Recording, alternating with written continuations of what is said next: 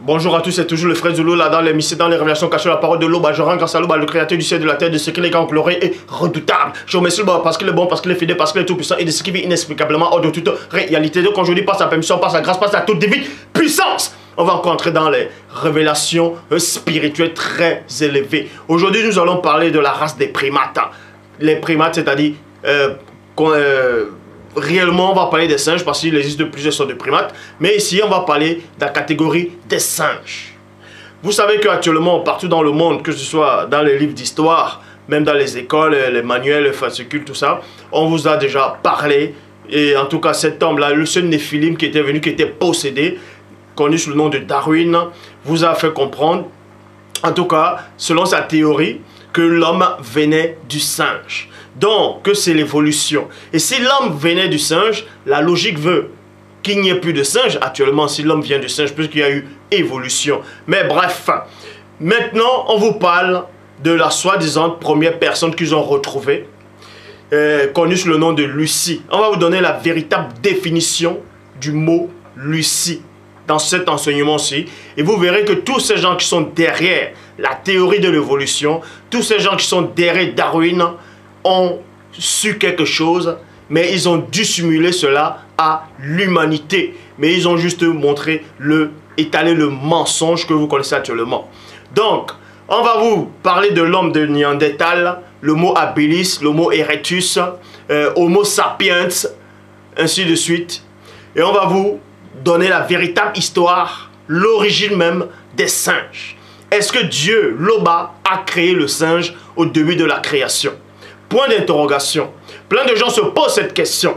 Donc, si l'Oba avait créé le premier singe, c'est-à-dire avait créé les singes au début de la création, pourquoi il est encore dit que l'Oba lui-même a fait l'homme selon son image distinctive plutôt?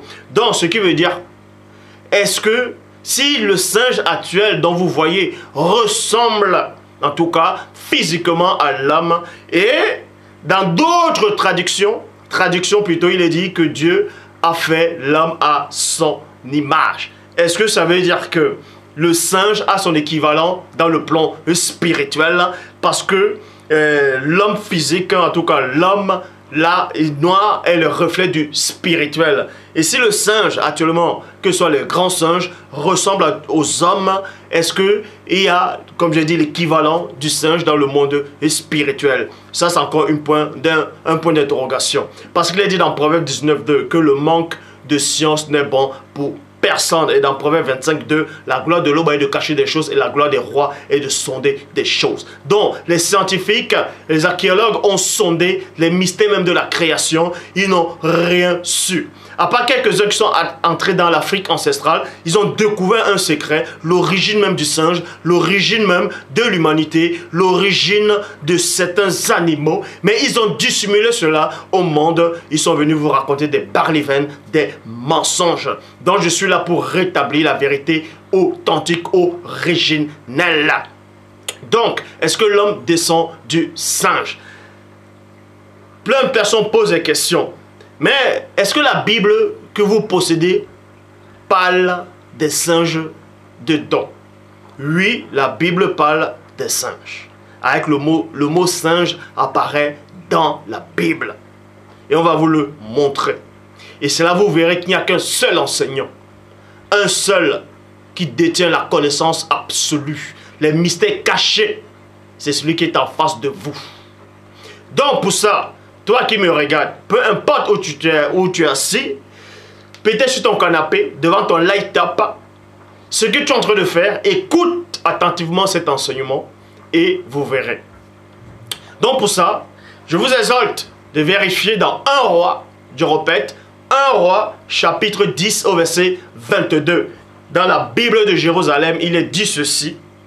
En effet, virgule, le roi avait en mer une flotte de Tarsis avec la flotte d'Iram. Et tous les 3 ans, la flotte de Tarsis revenait chargée d'or, virgule, d'argent, d'ivoire. On sait que l'ivoire, c'est les trompes des éléphants. D'ivoire, de singes. Et oui, de singes et de guenons. Point. Donc vous vérifiez ça, je sais qu'actuellement ça vous étonne là. Oui, c'est dans 1 Roi chapitre 10 au verset 22. Tandis que dans d'autres versions, dans 1 Roi 10, 22, le mot singe toujours apparaît, mais à la fin on ne met pas guenon, on met une espèce d'oiseau. Le faon, ainsi de suite, une espèce d'oiseau. Mais dans la Bible de Jérusalem, c'est le mot guenon qui apparaît à la fin du singe. Donc je répète, dans 1 Roi chapitre 10 au verset 22, dans la Bible de Jérusalem, il dit, en effet, le roi avait en mer une flotte de Tarsis avec la flotte d'Hiram, et tous les 3 ans, la flotte de Tarsis revenait chargée d'or, d'argent, d'ivoire, de singes et de guenons. Mais pourquoi cette flotte-là revenait, on va dire normal, ça revient avec les trésors, c'est-à-dire de l'or, de l'argent, de l'ivoire. L'ivoire dont le braconnage a toujours existé depuis l'ancien temps. Et ensuite, maintenant, on vous dit des singes et des guenons. Pourquoi des singes et des guenons dans ce bateau-là, dans ce navire-là? Qu'est-ce que ça représentait réellement? Pour ça, vous devez d'abord savoir la signification du mot guenon. Un guenon, c'est quoi? Un guenon, c'est quoi? Un guenon peut désigner un ancien nom de petit singe, Sécopithèque, et des femelles des chimpanzés. Donc, les guenons d'abord étaient connus d'abord sur les premiers primates, c'est-à-dire quelques primates, c'était des petites primates, c'était des petits primates, vous voyez, des petits singes, c'était des guenons. Mais maintenant, dans l'époque actuelle, le guenon est connu sur l'appellation, c'est-à-dire la femelle du chimpanzé. Du chimpanzé. Traduction. Maintenant, il y a un film qui était sorti aussi récemment, connu sous le nom de Lucie. Et aussi, il y a dans les livres d'histoire, on vous parle de Lucie. Soi-disant, ils ont découvert, c'était la première, en gros, premier humain. C'était Lucie, une femme. Ils disent que c'était Lucie. Et ils vous ont caché la véritable histoire de Lucie. L'histoire même, est-ce que Lucie a réellement existé? En tout cas, cette image qu'ils ont montrée. Les Australopithèques, les Homo habilis, Homo erectus, c'est-à-dire les Homo sapiens, les Néandertals, on va vous donner l'origine de tous ces êtres-là. Et même du singe. Ce que vous ne savez pas, à tous ceux qui ont dû voir le film Lucie, ou bien tous ceux qui ont lu l'histoire de Lucie, que ce soit sur les forums de discussion, ou sur des livres, ou sur des brochures, Lucie c'est quoi d'abord? La définition du mot Lucie, on va vous donner la définition d'abord. Lucie vient de Lucien, qui veut dire singer, virgule, contrefaire, imiter. Vous voyez? Et maintenant, le synonyme de singe, ça veut dire contrefaire, copier, imiter, plagier, répéter, reproduire et monstre. Donc, le mot, la définition du singe, c'est recopier, c'est de plagier. Le singe est là pour plagier quelque chose, pour recopier l'humain. Vous voyez? Pour recopier l'humain. Quel humain? Vous voyez que les néphilim tout le temps ils disent quand tu vas peut-être même dans les équipes de foot, quand un joueur noir joue, il joue, les néphilim jettent peut-être les pots de bananes ou bien les bananes en disant oh tu es un singe, retourne chez toi. Mais pourquoi ils le disent? Parce qu'il y a une vérité derrière qu'ils sont en train de cacher. Ils ont peur de cette vérité. C'est pour ça qu'on fait croire que l'homme noir vient du singe, que c'est un macaque, un chimpanzé, un bonobo, un orang-outan, ainsi de suite. Et ça, c'est complètement faux. Je dis bien, c'est complètement faux. Même scientifiquement, ils ont démontré que l'homme noir n'a rien à voir, en tout cas les gènes de l'homme noir n'ont rien à voir avec les singes, avec les australopithèques, avec le Homo habilis, Homo erectus, les Homo sapiens, ainsi de suite. C'est plutôt d'autres races là. C'est les néphilim qui sont identiques, c'est-à-dire qui ont les gènes de ces singes-là. Et on va vous le démontrer même dans la Bible. Donc, Lucie, c'est Lucien. Lucie, c'est pour ça que derrière Lucie, le mot de Lucie, c'est contrefaire. C'est contrefaire, c'est imiter.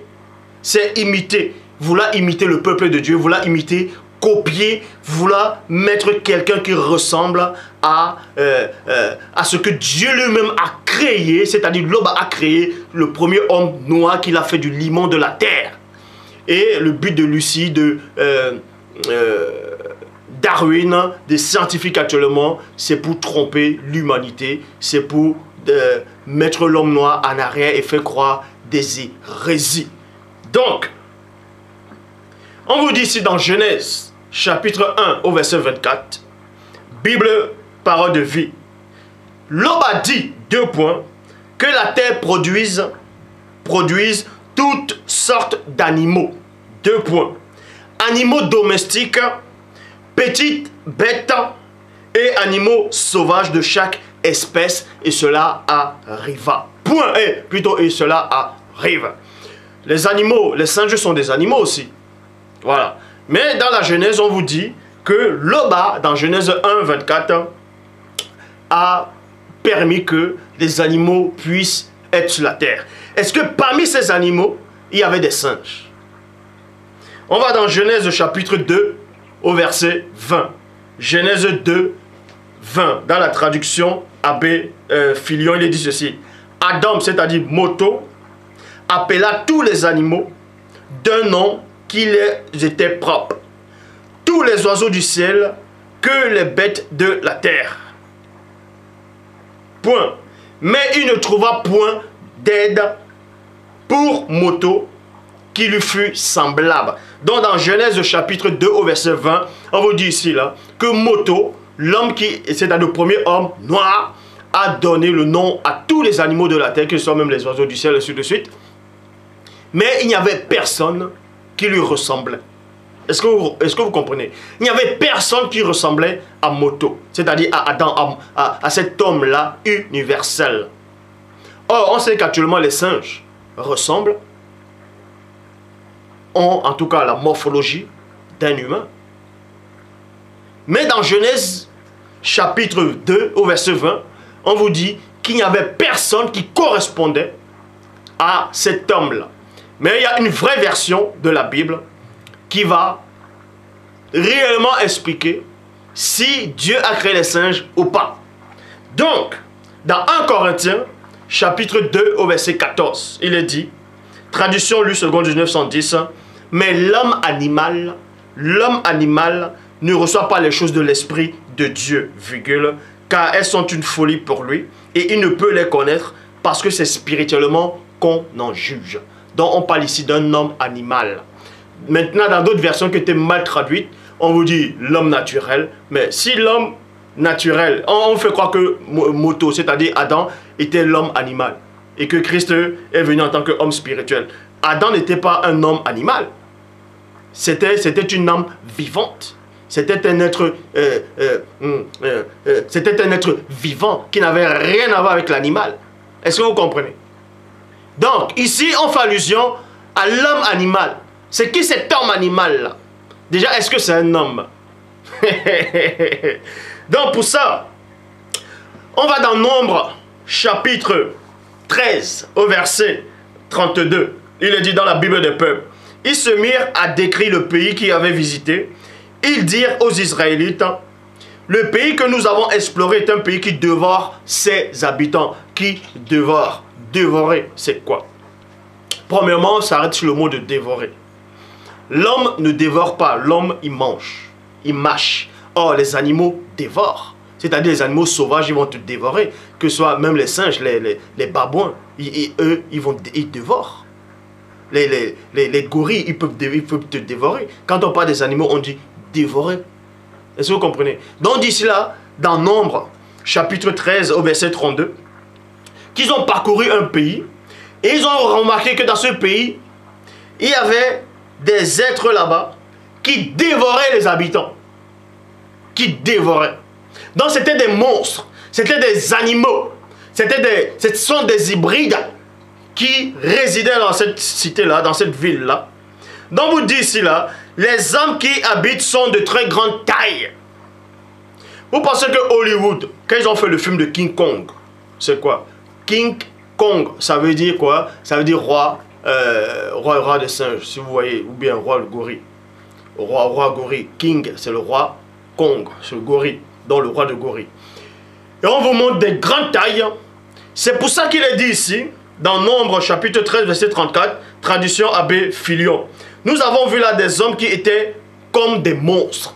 Quand on voit King Kong, ou bien les premiers explorateurs, quand ils sont allés en Afrique, là, ils ont trouvé des gorilles la première fois, ils ont dit « Ouh !» Mais ils ont cru que c'était des monstres. Donc, nous avons vu des hommes qui étaient comme des monstres. Comme des monstres. Et on vous a donné la définition des singes. Il y a le mot monstre qui apparaît dedans. Donc, comme des monstres, des fils d'Aknak, de la race des géants. Vous voyez? D'auprès duquel nous paraissions comme des sauterelles. Quand vous voyez le film King Kong, vous voyez des gens, ils étaient comme des sauterelles. Vous voyez? Donc, Nombre 13, 33, traduction Samuel KN, il est dit ceci. Dans Nombre 13, 33, là, nous avons vu les Néphilim. On vous apprend maintenant que ces hommes monstres-là, c'était des Néphilim. Et là, nous avons vu des Néphilim, enfants d'Aknak. Oui, des Néphilim. Nous étions à nos yeux comme des sauterelles, et tels nous étions à les yeux. Maintenant, on va. Le Vatican vous a caché quelque chose. Ils sont allés en Afrique, ils ont pris les livres, ils ont tout chamboulé, ils ont modifié, ils ont mis les contradictions, des erreurs exprès dedans. Ils ont même trouvé le livre d'Enoch, en tout cas la première version du livre d'Enoch, la bonne version, en tout cas c'est ce qui est sorti dans le livre de Yumé. Il y a plusieurs versions du livre d'Enoch. Et parmi ces versions du livre d'Enoch, on énumère comment les primates, c'est-à-dire comment certains démons sont apparus sur la terre. Et dans le livre, c'est-à-dire le livre des géants, c'est dans un livre d'Enoch, dans le livre des géants. On vous dit ici là, qu'il y avait 200 anges qui ont choisi des animaux sur lesquels exécutaient des actes contre nature. Dans livre des géants, chapitre 3, au verset 4 à 5, il est dit ceci, que dans le champ, de chaque espèce animale, de chaque espèce d'oiseau, pour opérer des croisements. Donc, les anges déchus, ils sont descendus, ils ont couché avec les animaux. Est-ce que vous comprenez? Pour reproduire une autre création, à part celle que le Père lui-même avait créée. Donc, ça a créé des croisements. Livre des géants, chapitre 4, au verset 2. Il est dit ceci. Il engendrait géants et monstres. Ils engendraient géants et monstres. Maintenant, dans le mystère caché, le livre, c'est-à-dire le mystère caché du monde mystique, dans le chapitre 9, au verset 4, il est dit ceci. On parle de l'origine et la naissance des démons animaux. Tout simplement dit ici, là, les anges déchus ont couché avec les singes. Vous voyez, on vous apprend que les anges déchus ont couché avec des singes. C'est de cette union avec les singes qui donna naissance à ce que vous appelez Australopithèque, Homo habilis, Homo erectus, Homo sapiens et les Cro-Magnons, ainsi de suite. Les hommes néandertals, etc. Maintenant, la question est de savoir, les anges déchus ont couché avec les animaux. Non, les anges déchus ici ont couché avec les singes. Des mammifères. Ils ont donné naissance aux Australopithèques. Que soi-disant les scientifiques sont venus cacher en disant non, les Australopithèques c'était des hommes qui venaient de... ce sont des hommes, ils ont évolué et c'est vous qui êtes sortis là actuellement. Mensonge. Les anges déchus ont couché avec les animaux. Et un autre groupe d'anges déchus ont couché avec les femmes noires. C'est pour ça que toute la progéniture des anges déchus, ils sont tous des frères. Est-ce que vous comprenez? C'est pour ça que quand on voit l'ADN d'un Australopithèque, Homo habilis, Homo erectus, Homo sapiens, les singes, les macaques, les bonobos, ils ont l'ADN identique aux Néphilim. Ça, c'est prouvé scientifiquement. Or, il n'y a rien du noir dans ces ADN-là. Et ils le savent, ils l'ont même publié. Est-ce que vous comprenez? Donc les anges déchus ont couché avec les femmes noires. Ça a créé le métissage. Les autres races sont apparues. Tandis que d'autres ont couché avec les animaux. Et ça a créé des hybridations. Il y a eu d'autres qui ont couché avec les mammifères marins. Ça a créé quoi? Des sirènes des eaux. D'autres ont couché avec des chèvres, ainsi de suite. Ça a créé des satyres. C'est pour ça que vous voyez des monstres, des hybrides. Les onocentaures, les centaures, les satyres, ainsi de suite. Et ce que vous ne savez pas, c'est que ces mêmes anges-là, en tout cas ces mêmes anges-là, ils ont couché, en couchant avec certaines espèces de certains animaux, ça a créé des primates. Ça a créé ce que vous appelez des grands singes. Et c'était toujours des néphilim. Ça a créé des grands singes. Ça a créé des grands singes. Mammifères. Et c'est plus tard encore qu'ils ont couché avec ces singes-là. Et que c'est par rapport à l'accouplement de ces singes-là avec ces anges déchus, ça a donné naissance aux Australopithèques, Homo habilis, Homo erectus, homme néandertal. Et ils sont là, ils viennent dessiner. Ils font croire qu'ils ressemblaient aux Noirs. Et pourtant, on sait bien l'origine. Donc, les enfants des anges, ce sont les néphilim. Parce qu'au départ, Dieu a créé une seule race sur la terre. Toi qui es là, que cet enseignement, si te dérange ou pas, ça ne va rien changer. La vérité, elle est là. Et je parle comme les Torpédamundi, c'est-à-dire les prophètes, comme dans l'ancien temps. Sans passer la pommade. Ça, c'est la véritable histoire de l'humanité. L'origine des espèces. Au commencement de la création de l'homme, il y avait... Dieu a créé un homme, c'est-à-dire Moto. Il a créé l'homme du limon de la terre. Et le limon, il est noir, vous pouvez vérifier. Et comme j'ai tantôt dit, l'homme noir est le reflet du spirituel. On voit cela dans Daniel 7, 9. Où on décrit même l'ancien des jours. Il avait les cheveux crépus. Et c'était un noir. Et ça a duré plus de 2000 ans. Il y avait des empires, des civilisations, des royaumes en Afrique. C'est-à-dire c'était un seul continent. Un seul continent. Il n'y avait pas encore la dérive des continents dans l'Europe, l'Amérique, tout ça là, l'Asiatique, tout ça là n'existait pas. Il n'y avait pas un seul néphilim sur la terre. Donc il n'y avait pas un seul blanc, un seul métis, aucune autre race, à part l'homme noir, restait sur la terre. Et quand les anges ont chuté, c'est-à-dire après la grande bataille spirituelle, ils ont chuté. Donc l'essence spirituelle divine qui émanait de l'Oba, c'est-à-dire le sceau s'est brisé. Et là, ils ont eu le désir humain après. Pourquoi? Parce qu'à un moment, Christ dit, Tadale, arrête de moi, Satan.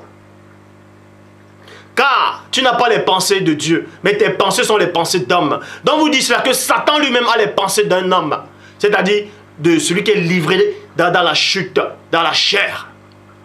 Donc ces anges déchus là avaient, vu qu'ils ont chuté de leur position, ils pouvaient maintenant être attirés par la chair. C'est en cela, ils ont voulu reproduire la création. D'autres ont couché avec les femmes noires. Et c'est là le métissage a commencé. C'est pour ça que vous voyez les autres races. Ils ressemblent identiques aux noirs. C'est les néphilim. Tandis que d'autres ont couché avec les animaux. Ça a créé des démons. Ça a créé des espèces, des monstres. D'autres ont couché aussi avec d'autres animaux. Ça a créé des primates, c'est-à-dire des singes. Et ces singes-là, après, ils ont recouché avec les singes. Ça a créé les australopithèques. Vous voyez? Et maintenant, ils se sont tous accouplés au fur et à mesure. C'est pour ça que vous voyez, il n'y a qu'une seule race noire. Tandis que les autres peuples, il y a beaucoup de races. Est-ce que vous comprenez? Parce que la parole dit que Dieu a permis, a voulu que tous les hommes sortent d'un seul sang. C'est-à-dire tous les hommes noirs sortent d'un seul sang. C'est-à-dire une seule race. La preuve, quand vous voyez tous les noirs, c'est un seul noir. C'est une seule race. Tandis que quand vous voyez d'autres peuples, c'est plusieurs races. Vous voyez les Asiatiques, ils ont les yeux bridés. Vous voyez l'homme de l'Occident. Vous voyez, il y a le long nez. Vous voyez même les Indiens de l'Amérique à l'époque. Et la peau rouge, ce qu'on dit la peau rouge. Vous voyez, ils sont tous différents. C'est plusieurs races. Sans cela, qui est dû à cause du métissage. Est-ce que vous comprenez? Donc, la seule Bible authentique, la seule Bible de l'histoire de l'humanité, où il n'y a pas d'erreur, où il n'y a pas de contradiction, la seule Bible du début à la fin, que ce soit de Genèse à Apocalypse, il n'y a aucune faute. C'est la vérité authentique dans cette Bible-là. Et va apparaître. C'est la seule Bible qui révèle le véritable secret et les origines de l'humanité. C'est la seule Bible qui donne les vrais noms. C'est la seule Bible qui dit exactement ce qui est réellement arrivé. Donc, c'est la Bible authentique. Origine, chapitre 2 au verset 20, qui dit ceci. Ainsi donc, virgule, Loba assigna, non plutôt, ainsi donc, Moto assigna des noms à l'espèce entière des quadrupèdes, et c'est des oiseaux, et généralement à toute l'animalité de la nature physique. Mais il fut loin d'y trouver cette compagne, cette tête élémentaire qui émane de lui-même et formée dans le mystère de la réflexion de son moi divin. Et de sa lumière, virgule, devant lui présenter une image réfléchie. Parmi toutes les races d'animaux qui furent créées par Loba, avant la création de Moto, virgule, il n'y avait aucun, il n'y eut aucun d'entre eux qu'il lui fut semblable, qui fut semblable à lui, point. Donc vous dites ici là, dans la Bible authentique, c'est-à-dire origine de 20, que parmi tous les animaux que Dieu a créés, il n'y a eu aucun animal qui ressemblait au premier homme. Donc je répète, parmi toutes les races d'animaux qui furent créées par Loba avant la création de Moto, il n'y eut aucun d'entre eux qui fut semblable à lui, car aucun animal avant la chute ne lui était point physiquement identique d'apparence, donc dans tout le globe terrestre. Il n'y eut aucun, vous voyez, il n'y eut aucune, et il n'y eut aucune race de singes parmi toutes les races d'animaux qui furent créées par Loba. Donc, vous voyez ici, là, on vous montre maintenant la véritable histoire de l'humanité. Cette Bible-là contient le secret de toute l'histoire de la création tout entière. Je dis bien la création, les vrais récits de la Bible, que ce soit l'histoire de Tondol et David, tous les récits des patriarches, les vraies histoires. C'est la Bible qui, il n'y a pas d'erreur, il n'y a pas de contradiction dans cette Bible-là. Vous voyez? Qui n'a rien à voir avec la Bible, les Bibles actuelles que vous avez. Donc, je répète, Lucie, soi-disant, derrière le mot Lucie se cache quoi? C'est singer, contrefaire, imiter, copier. Et synonyme de singe, c'est quoi? C'est contrefaire. Contrefaire quoi? La création de l'homme. La création de Loba. C'est-à-dire ce que Loba a manifesté.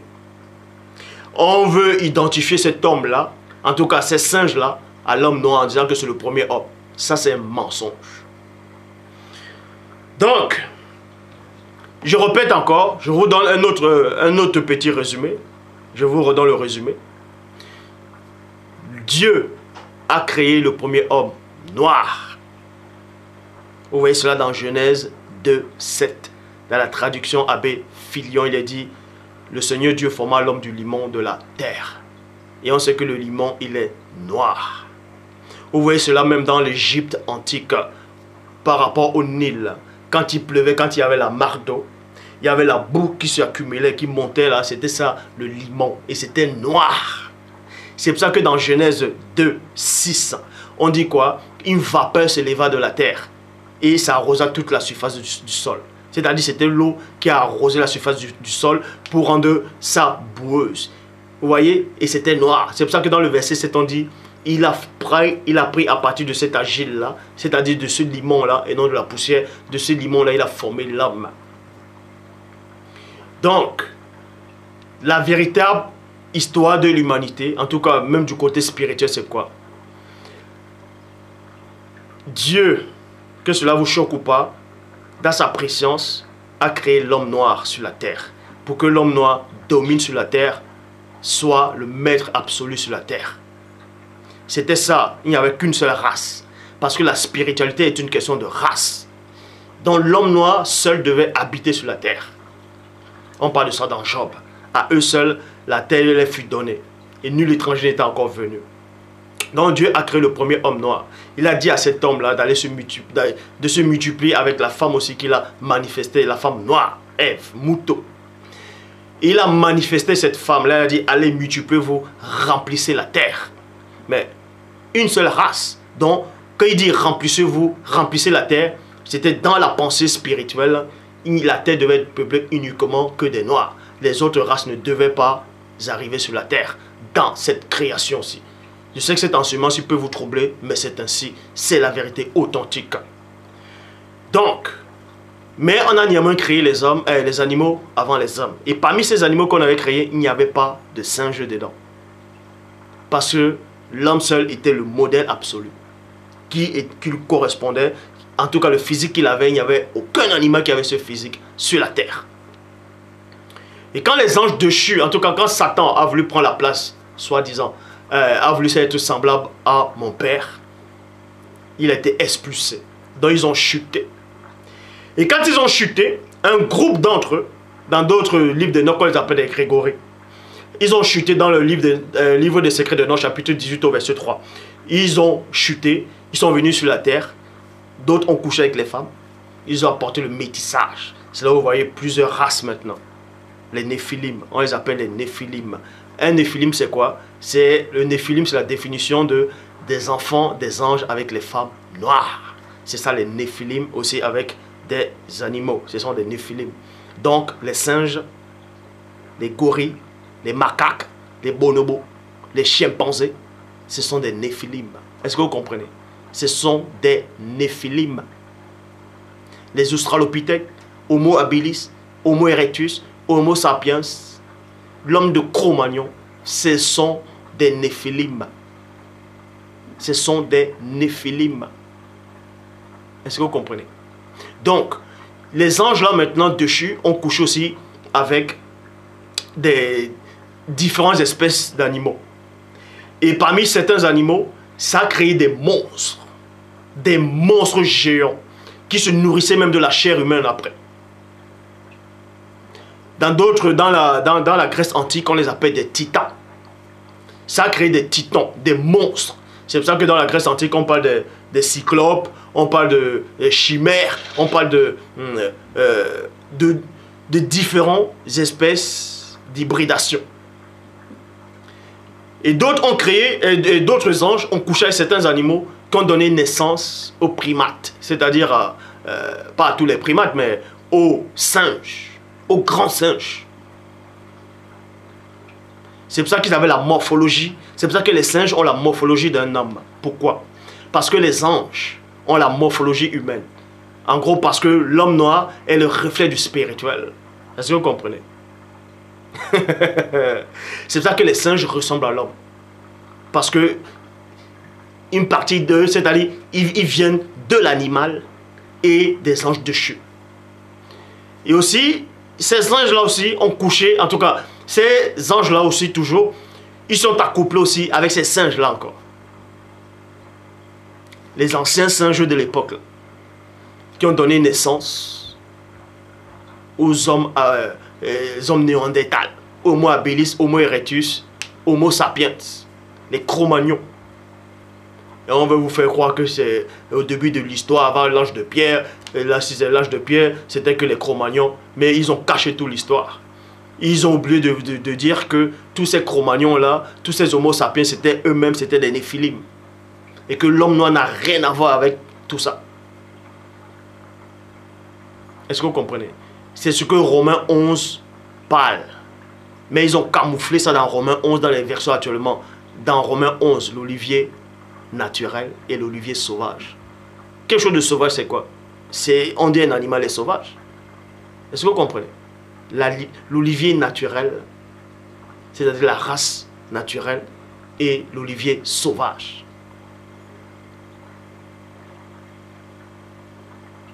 Donc, les singes que vous voyez, donc toi là, qui mange le singe, arrête de manger le singe. Toi qui manges le macaque, le chimpanzé, le bonobo, arrête de manger.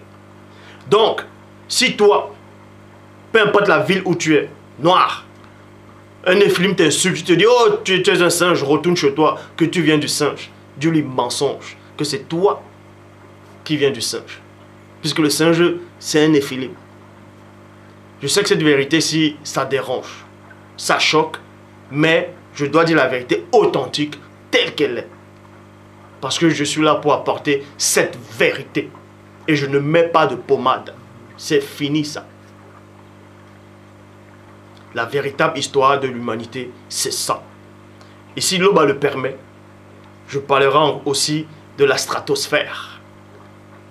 De ces expériences qu'ils font souvent à la NASA. Où soi-disant ils vous disent qu'ils ont des satellites qui sont là, qui tournent autour de l'orbite. Mais posez-vous la question. Que soi-disant ils ont des satellites qui sont là, les satellites sont là pour telle ou telle chose. On va donc expliquer c'est quoi toutes ces choses-là. Comment ils font pour développer les technologies, l'électricité. On fait croire aux gens, l'électricité, toutes ces choses-là, ça vient d'où?